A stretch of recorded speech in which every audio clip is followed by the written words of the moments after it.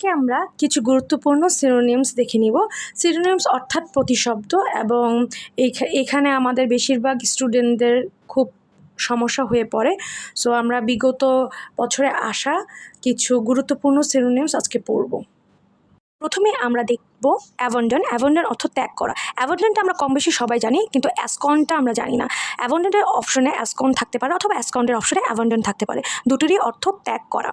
তারপরে যে শব্দটা সেটা হচ্ছে অ্যাপিজ, অর্থাৎ কোনো রাগান্বিত বা অশান্ত কোনো পরিস্থিতি শান্ত করা।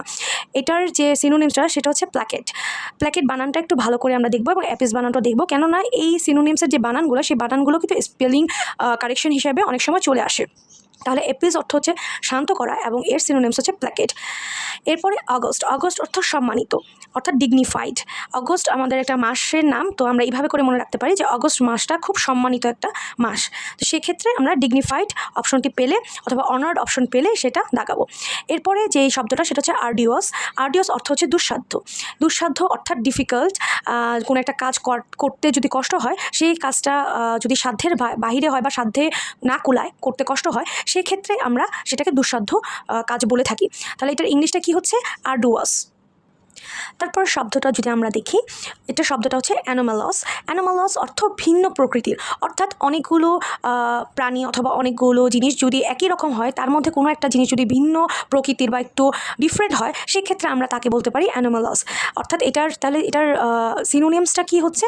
এটার সিনোনিমসটা হচ্ছে কি, আমরা অ্যাসিডিউয়াস অর্থাৎ অধ্যবসায়। অধ্যবসায় বাংলা কথাটির সঙ্গে আমরা কম বেশি পরিচিত, কিন্তু এটা ইংলিশ অ্যাসিডিউয়াস, এটা আমরা অনেকেই জানি না। এটা আরেকটি প্রতিশব্দ হচ্ছে ডেলিজেন্ট। তারপর শব্দটা হচ্ছে অ্যালট্রুইজম। অ্যালট্রুইজম অর্থ হচ্ছে পরোপকারী, অর্থাৎ পরের উপকার করে বা পরের কথা ভাবে এমন কোনো ব্যক্তি, যেটাকে আমরা ফিলান্থ্রপিও বলে থাকি, মানব কল্যাণ বা পরের কল্যাণের ক্ষেত্রে। তারপরে হচ্ছে যে শব্দটা সেটা হচ্ছে অ্যানালগাস। অ্যানালগাস অর্থ হচ্ছে সদৃশ, অর্থাৎ কোনো কিছুর সাথে খুব মিল আছে এমন কিছু, সদৃশ। সেটার আরেকটা ইংলিশ ওয়ার্ড হচ্ছে কি সিমিলার। তারপরে যে ওয়ার্ডটা আছে সেটা হচ্ছে অ্যাভার্সন। অ্যাভার্সন অর্থ হচ্ছে ঘৃণা করা বা কাউকে খুব অপছন্দ করা, কারোর প্রতি বিরক্তি থাকা, যেটাকে আমরা অপর অর্থে বা অপর ভাষায় বলতে পারি ডিসটেস্ট, অর্থাৎ টেস্টের বিপরীত, ডিসটেস্ট। এরপরে যে ওয়ার্ডটা রয়েছে সেটা হচ্ছে অ্যালটিটিউড। অ্যালটিটিউড আমরা বিভিন্ন উচ্চতার ক্ষেত্রে আমরা বলে থাকি যে অ্যালটিটিউড যে টার্মটা সেটা হচ্ছে উচ্চতার ক্ষেত্রে আমরা ব্যবহার করে থাকি। তারপরে এই দুইটা ওয়ার্ড আমার কাছে মনে হয়েছে যে অপশন থেকে আমি নিয়েছি, কিন্তু এই দুইটা ওয়ার্ডের অর্থ আমাদের জানা উচিত। একটা হচ্ছে ডাউন্টিং। ডাউন্টিং অর্থ হচ্ছে ভীতিকর। ভীতিকর কোনো পরিস্থিতি বা ভীতিকর কোনো জিনিসকে আমরা এক্সপ্রেস করতে পারি ডাউন্টিং দিয়ে। এবং আরটি রয়েছে রিপালশন। আমরা অ্যাট্রাকশন জানি আকর্ষণ, কিন্তু অ্যাট্রাকশনের যে অপোজিট সেটা হচ্ছে রিপালশন। রিপালশন হচ্ছে বিকর্ষণ। তারপর 11 নম্বরে যে ওয়ার্ডটা রয়েছে সেটা হচ্ছে অ্যালিউশন। অ্যালিউশন অর্থ হচ্ছে পরোক্ষভাবে উল্লেখ করা, অর্থাৎ ইনডিরেক্ট কোনো রেফারেন্স যদি আমরা দিই, সেক্ষেত্রে আমরা অ্যালিউশন কথাটি ব্যবহার করে থাকি।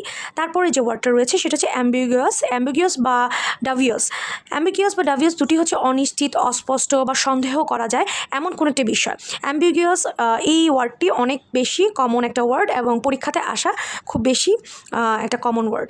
এরপর হচ্ছে অ্যাকিউজ। অ্যাকিউজ মানে অভিযুক্ত, এটা আমরা জানি, কিন্তু অভিযুক্তের সাথে আমরা অনেক সময় অপশনে ইমপিচ এই শব্দটা দেখে থাকি। সো এই যেহেতু অভিযুক্ত হলে তাকে সন্দেহ করা হয়, ডাউট করা হয়, তাই অভিযুক্তর সাথে খুবই সিমিলার সিনোনিমস হিসেবে আমরা ইমপিচটা দাগাতে পারবো। তারপর 14 নম্বরে আমরা অ্যানথেমা দেখেছি। অ্যানথেমা মানে ঘৃণা করা। এর আগেও কিন্তু আমরা ঘৃণা করা অ্যাভার্সন একটা দেখেছি, সেটাও ঘৃণা করা, এবং এটাও ঘৃণা করা অর্থেই প্রকাশ পায় অ্যানথেমা। এবং এটাও ডিটেস্টেড। দেখেন, ডিটেস্ট এবং ডিটেস্টেড। ওকে, এখানে একটা এ বসবে। এরপরে হচ্ছে 15 নাম্বারটা হচ্ছে আর্টিকুলেট। আর্টিকুলেট অর্থ হচ্ছে স্পষ্টভাবে উচ্চারণ করা বা স্পষ্ট উচ্চারণ করা, সেটাকে আর্টিকুলেট। আর্টিকুলেট কথাটা আমরা সচরাচর শুনে থাকি খুবই, কিন্তু এটার অর্থটা কি অনেকেই জানি না। স্পষ্ট উচ্চারণ করাটা হচ্ছে আর্টিকুলেট, এবং এটা আরেকটা সিনোনিমস হচ্ছে এলোকুয়েন্ট। এলোকুয়েন্ট। এরপর 16 নাম্বার একদম সর্বশেষ যে ওয়ার্ডটা আমরা দেখব সেটা হচ্ছে অ্যালাক্রিটি। অ্যালাক্রিটি বা অনেকে অ্যালাক্রিটি বলে, যার যেটা কনভিনিয়েন্ট সেটা উচ্চারণ করে থাকে। এবং এটা অর্থ হচ্ছে কি আগ্রহ বা আগ্রহ আছে এমন, এবং এটার ইগারনেসটা আমরা কম বেশি সবাই জানি। এই কয়েকটি সিনোনিমস আশা করি আপনাদের কমন পড়বে বিভিন্ন পরীক্ষার মধ্যে, কারণ হচ্ছে বিগত বছরে বারবার আসা এই সিনোনিমসগুলো আমরা পড়ে থাকি। সো আজকে এই পর্যন্তই, আবার অন্য কোনো একটা ক্লাসে দেখা হবে। গুরুত্বপূর্ণ অ্যান্টোনিম নিয়ে যেগুলো বিগত বছরে বিভিন্ন পরীক্ষায় চলে এসেছে এবং আমরা এই অ্যান্টোনিমগুলো আসলে যেন আমরা পারি, সেই জন্যই আমরা আজকে অ্যান্টোনিমগুলো দেখে নিব। প্রথম যে অ্যান্টোনিমটা আমরা দেখব, অ্যান্টোনিম অর্থ বিপরীত শব্দ, অর্থাৎ যে শব্দটি থাকবে তার বিপরীত অর্থটাই আমরা আজকে পড়ে নিব। প্রথমটা হচ্ছে অ্যানার্কি। অ্যানার্কি অর্থ হচ্ছে বিশৃঙ্খলা, অর্থাৎ কোনো অশান্ত পরিবেশ, কোনো অনিয়ম, এগুলোকে একসাথেই আমরা অ্যানার্কি বলি। এবং এটার যে বিপরীত শব্দ হবে বা অ্যান্টোনিম হবে সেটা হচ্ছে অর্ডার, অর্থাৎ সব কিছু সুশৃঙ্খলভাবে থাকা। এরপর 2 নাম্বারটা আমরা দেখব অগমেন্ট। অগমেন্ট অর্থ বৃদ্ধি পাওয়া। আমরা অনেক জায়গায় এই শব্দটি পেয়ে থাকি, অগমেন্ট অর্থ বৃদ্ধি পাওয়া, এবং এটার বিপরীত হবে তাহলে হ্রাস পাওয়া, অর্থাৎ ডিমিনিশ অর্থ হ্রাস পাওয়া। তাহলে অগমেন্টের অ্যান্টোনিম কী হচ্ছে? ডিমিনিশ।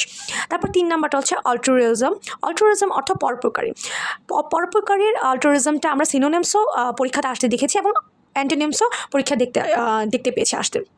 তো অ্যাল্ট্রুরিজমের যে অ্যান্টোনিমটা সেটা হচ্ছে সেলফিশনেস।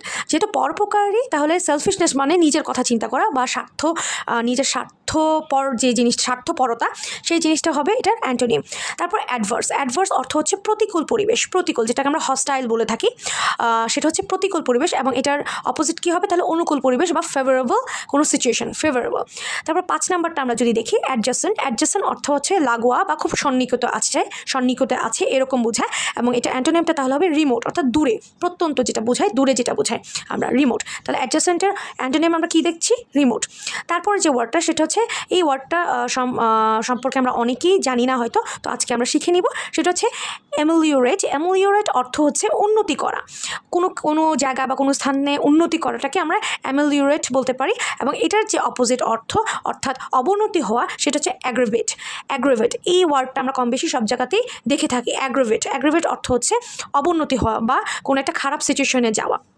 তারপরে যে ওয়ার্ডটা আমরা দেখব সেটা হচ্ছে অ্যাপোস্টেট অর্থ হচ্ছে এমন একজন ব্যক্তি যে নিজ ধর্ম ত্যাগ করেছে, অর্থাৎ নিজ ধর্ম ত্যাগী যে ব্যক্তিগুলো থাকে সেই ব্যক্তিদেরকে আমরা বলি অ্যাপোস্টেটের বিপরীত তাহলে কী হবে? যেহেতু নিজ ধর্ম ত্যাগ করেছে, তাহলে সে কী হবে? লয়াল না, তাই না? তাহলে অপোজিট হবে লয়াল, তার নিজ ধর্মের প্রতি সে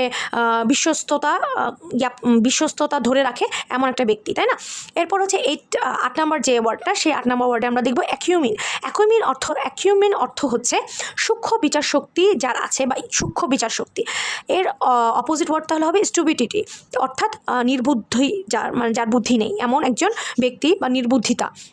এরপর 9 নাম্বার যে ওয়ার্ডটা সেটা হচ্ছে অ্যাপ্রোচ অর্থ হচ্ছে অগ্রগমন, অর্থাৎ সামনের দিকে এগিয়ে চলা, এবং এটার যে বিপরীত শব্দ সেটা হবে রিট্র্যাক্ট, অর্থাৎ পিছনের দিকে যাওয়া। তারপর 10 নাম্বার যে শব্দটা, সেই শব্দটা খুব কম বেশি আমাদের অনেক পরীক্ষাতে আমরা দেখে থাকি। একটা হচ্ছে অ্যারোগেন্ট, একটা হচ্ছে ইনসোলেন্ট। দুইটার অর্থ হচ্ছে অভদ্র। অ্যারোগেন্ট অথবা ইনসোলেন্ট অথবা রুড, এই 3টা ওয়ার্ডের মধ্যে যে কোনো একটা ওয়ার্ড আমাদের অনেক পরীক্ষাতেই চলে আসে। এই সবগুলোর অর্থ হচ্ছে অভদ্র। এর বিপরীত শব্দ হচ্ছে মিক, অর্থাৎ ভদ্র, MEEK, মিক অর্থাৎ ভদ্র। এরপর 11 নম্বর ওয়ার্ডটা হচ্ছে অ্যানিহিলেশন অর্থ হচ্ছে ধ্বংস। অ্যানিহিলেশন অর্থ হচ্ছে ধ্বংস, এবং এর বিপরীত কী হবে? তাহলে প্রতিষ্ঠা করা, স্ট্যাবলিশ। তারপর 12 নম্বর যে ওয়ার্ডটা সেটা হচ্ছে অ্যাকোয়েন্টেন্স। এই বানানটা ভালো করে আমরা দেখব, কারণ অনেক স্পেলিং কারেকশনে এই অ্যাকোয়েন্টেন্স বানানটা চলে আসে। অ্যাকোয়েন্টেন্স অর্থ হচ্ছে অভিজ্ঞতা থেকে জ্ঞান লাভ করা, অর্থাৎ অভিজ্ঞতা থেকে আমরা যে জ্ঞান লব্ধ হয় সেটাই হচ্ছে অ্যাকোয়েন্টেন্স, এবং এটার বিপরীত অর্থ অ্যান্টোনিমস হবে ইগনোরেন্স। তারপরে যে শব্দটা সেটা হচ্ছে অ্যাকর্ড, অর্থ ঐক্য, এবং এটার যে বিপরীত, সেই বিপরীত অর্থে অনেক কিছুই থাকে, যেমন সেপারেট থাকে বা হচ্ছে গিয়ে অ্যালোন থাকে, অনেক কিছুই থাকে। তো অ্যাকর্ড অর্থ হচ্ছে ঐক্য। এবং 14 নম্বর যে শব্দটা সেটা হচ্ছে আর্কিয়েক অথবা অ্যান্টিকটা আমরা কম বেশি জানি যে এটা অর্থ প্রাচীন, কিন্তু আর্কিয়েকটা আমরা অনেকেই জানি না। আর্কিয়েক অথবা অ্যান্টিক দুটারই অর্থ হচ্ছে প্রাচীন, এবং দুটার অ্যান্টোনিম হিসেবে মডার্ন অথবা নিউ যে কোনো শব্দই থাকতে পারে।